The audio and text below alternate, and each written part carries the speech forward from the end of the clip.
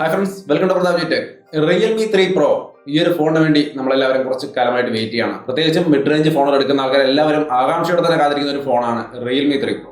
Problems ഒന്നുമില്ലാതെ ഒരു best phone, best പെർഫോമൻസും ബെസ്റ്റ് ക്യാമറ സെറ്റപ്പ് ഒക്കെ ആയിട്ട് ഈ ഒരു റേഞ്ചിൽ വരുമെന്ന് തന്നെയാണ് നമ്മളെല്ലാവരും എക്സ്പെക്ട് ചെയ്യുന്നത്. അതിന്റെ കാര്യങ്ങൾ കേട്ടിരിക്കുന്നതും അങ്ങനെ തന്നെയാണ്. കാരണം അവരുടെ പരസ്യങ്ങളിലൊക്കെ റെഡ്മി നോട്ട് 7 പ്രോയുമായി കമ്പയർ ചെയ്തുകൊണ്ടാണ് അവർ ഇത് കാണിച്ചിരിക്കുന്നത്. അപ്പോൾ അതിനേക്കാൾ ബെറ്റർ ആയ ഒരു ഫോൺ അവർ ഇറക്കുമെന്നാണ് നമ്മളും പ്രതീക്ഷിക്കുന്നത്. എന്തായാലും ആ ഫോണിന്റെ ഡേറ്റ് കൺഫേം ആയിരിക്കുകയാണ്.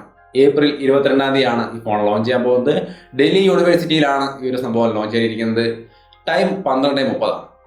അപ്പോൾ അന്ന് ഈ ഫോണിനെ കുറിച്ചുള്ള കൂടുതൽ വിവരങ്ങൾ അറിയാം. ഇതിനോടൊപ്പം തന്നെ ഈ ഫോണിന്റെ കുറച്ച് ഫോട്ടോസ്, ഈ ഫോണിലെടുത്ത കുറച്ച് ഫോട്ടോസ് ഒക്കെ മാധവ് ഷേട്ട് ഷെയർ ചെയ്തിട്ടുണ്ടായിരുന്നു. അതൊക്കെ ഞാൻ നിങ്ങളുമായിട്ടും സോഷ്യൽ മീഡിയ വഴി ഷെയർ ചെയ്തിട്ടുണ്ടായിരുന്നു. പല സുഹൃത്തുക്കളും അതിനെ ക്രിട്ടിസൈസ് ചെയ്തുകൊണ്ട് അതിന്റെ പോരായ്മകളും കാര്യങ്ങളൊക്കെ എടുത്തു പറഞ്ഞുകൊണ്ടൊക്കെ റിവ്യൂസ്, കമന്റ്സ് നമുക്ക് പോസ്റ്റ് ചെയ്ത് തന്നിട്ടുണ്ട്. അപ്പോൾ അതിന്റെ കാര്യങ്ങളൊക്കെ നമ്മൾ കണ്ടു. എന്തായാലും അത് കൂടാതെ ഫോർട്ട്നൈറ്റ് പോലുള്ള ഗെയിം വളരെ സ്മൂത്ത് ആയിട്ട് കളിക്കാൻ പറ്റും, യാതൊരു ക്രാഷും ലാഗും ഒന്നും ഇല്ലാതെ കളിക്കാൻ പറ്റും എന്നുള്ളതും അദ്ദേഹം ഒരു ട്വീറ്റിലൂടെ പറയുന്നുണ്ടായി.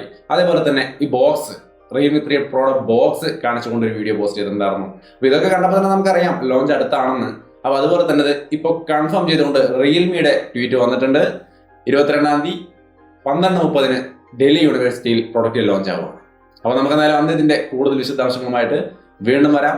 ഈ ഒരു കാര്യം പറയാൻ വേണ്ടിയിട്ടാണ് ഈ ഒരു വീഡിയോ ചെയ്തത്. കാരണം വേറെ ഒന്നുമല്ല, നമ്മുടെ സുഹൃത്തുക്കൾ പലരും പറഞ്ഞിട്ടുണ്ട് ഒരു വീഡിയോ ആയിട്ട് തന്നെ ചെയ്താൽ വളരെ ഉപകാരമായിരിക്കും എന്ന്. കാര്യം വേറെ ഒന്നുമല്ല, നമ്മുടെ സോഷ്യൽ മീഡിയ വഴി ഷെയർ ചെയ്യുമ്പോൾ ഫോളോവേഴ്സ് ഒക്കെ വളരെ കുറച്ചേ ഉള്ളതുകൊണ്ട് നമ്മൾ ഷെയർ ചെയ്യുന്ന കാര്യങ്ങൾ എല്ലാവരിലേക്കും എത്തുന്നില്ല. അതേസമയം വീഡിയോ ആയിട്ട് ചെയ്യുകയാണെങ്കിൽ എല്ലാവരിലേക്കും ഈസി ആയിട്ട് എത്തും. അതുകൊണ്ട് തന്നെയാണ് ഇതിപ്പോൾ ഒരു വീഡിയോ ആയിട്ട്, ഈ ഒരു ചെറിയ വാർത്തയായിരുന്നിട്ട് പോലും അത് വീഡിയോ ആയിട്ട് ചെയ്യുന്നത്.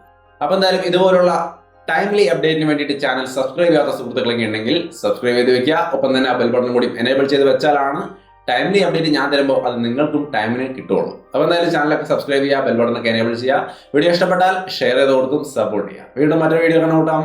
ബൈ.